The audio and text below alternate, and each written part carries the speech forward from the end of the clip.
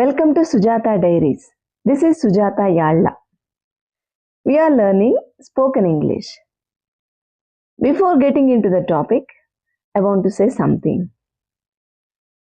నేను ఇంతకుముందు మీరు అడిగిన డౌట్స్ అన్నిటికీ మీకు ఆన్సర్స్ ఎప్పటికప్పుడు ఇచ్చేసాను. మీలో చాలామంది చాలా సంతోషంగా ఎంకరేజింగ్గా కామెంట్స్ పెట్టారు. దానికి మీ అందరికీ థ్యాంక్స్ చెప్పాలనుకుంటున్నాను. మీరు ఎవరెవరైతే అందులో కామెంట్స్ పెట్టారో అదే రోజు ఒక గంటల తేడాతో నేను చూసిన వెంటనే మీకు రిప్లైస్ ఇచ్చేసాను. ప్రతి కామెంట్కి రిప్లై ఇచ్చాను. కొంతమంది కొన్ని సెంటెన్స్ ఇచ్చి దీన్ని ఇంగ్లీష్లో ఎలా అనాలి అనే దాన్ని కూడా అడిగారు. వాళ్ళకు కూడా వెంటనే నేను రిప్లై ఇచ్చాను. మరి మీరు చూసారో లేదో నాకు తెలియదు. దాన్ని ప్రత్యేకించి నేను వీడియో చేయలేదు, కానీ మీ డౌట్ మాత్రం నేను క్లారిఫై చేశాను. ఒకసారి చెక్ చేసుకోండి. మీరు ఎక్కడైతే కామెంట్ పిన్ చేశారో అక్కడే నేను దానికి రిప్లైలో మీ డౌట్కి ఆన్సర్ ఇచ్చాను అనమాట. వీలైతే వాటిని కూడా తీసుకొని ఒక వీడియో చేద్దాం. అసలు మీరు చూసుకున్నారా లేదా అనే డౌట్ వచ్చింది నాకు. ఎందుకంటే మళ్ళీ నాకు ఏ రిప్లై రాలేదు ఓకే అని. అందువల్ల దాన్ని మీరు చెక్ చేసుకోలేదనే అనుకుంటున్నాను. సరే, ఈరోజు వాక్యంలోకి వెళ్ళిపోదాం.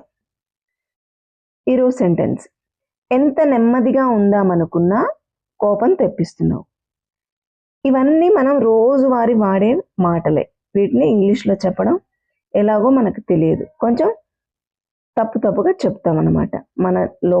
మన నేటివ్ లాంగ్వేజ్ కాదు గనక సహజంగానే మనం తప్పులు చేస్తాం. ఇప్పుడు వీటిని సహజంగా మనం ఇంగ్లీష్లో ఎలా మాట్లాడాలి, తెలుగు ఎంత ఈజీగా మాట్లాడుతున్నామో ఇంగ్లీష్ కూడా అంతే ఈజీగా మాట్లాడడానికి ఈ వీడియోస్ మీకు హెల్ప్ చేస్తాయి. మీరు ప్రాక్టీస్ చేస్తేనే, మీరు రియల్ లైఫ్ సిచ్యువేషన్లో దీన్ని యూజ్ చేయాలి, పదే వాడాలి. అప్పుడే అది మనకు అలవాటు అవుతుంది.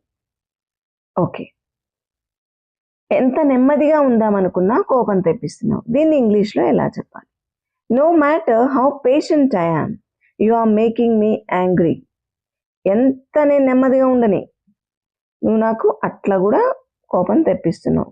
అంటే ఇదే పదాన్ని, ఇదే భావాన్ని మనం రకరకాలుగా ఎలా వ్యక్తీకరించవచ్చు, ఎలా ఎక్స్ప్రెస్ చేయొచ్చు అనేది మనకి ఈ వీడియోలో తెలుస్తుంది.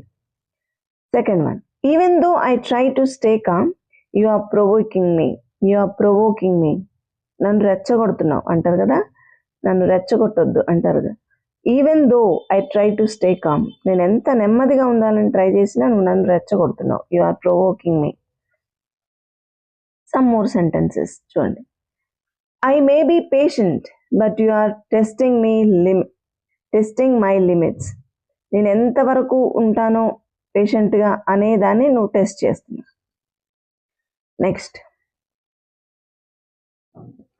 I usually don't get angry but you are pushing me too far. I usually don't get angry, but you are pushing me too far. Even the calmest person would lose patience with you. ఎంత నెమ్మదిగా ఉన్నాడైనా సరే వాళ్ళ కోపం పుట్టించగలవు నువ్వు అని. Next, fourth one: I am trying to control my anger, but you keep provoking me. Another one: I don't get angry easily, but you are making it hard for me. Okay. Next, no matter how calm I try to be, you are irritating me. Seventh one: you are pushing me to the point where I can't stay calm anymore. You are pushing me to that point where I cannot stay calm anymore. నన్ను నెమ్మదిగా ఉండనియనంతగా నన్ను ఇబ్బంది పెడుతున్నావు అని, అంతగా నన్ను ఆ peak పాయింట్లోకి తీసుకెళ్ళిపోతున్నావు. I'm tolerant but you are crossing the line.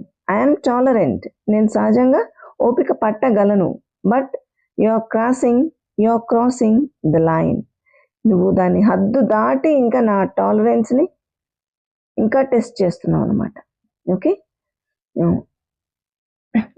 దీనిలో నుంచి ఒకటి లేదా రెండు సెంటెన్సెస్ని చూస్ చేసుకోండి. Choose any 1 or 2 sentences from all these and do practice. I hope this video is informative and helpful. If you too think so, please do like, share and subscribe.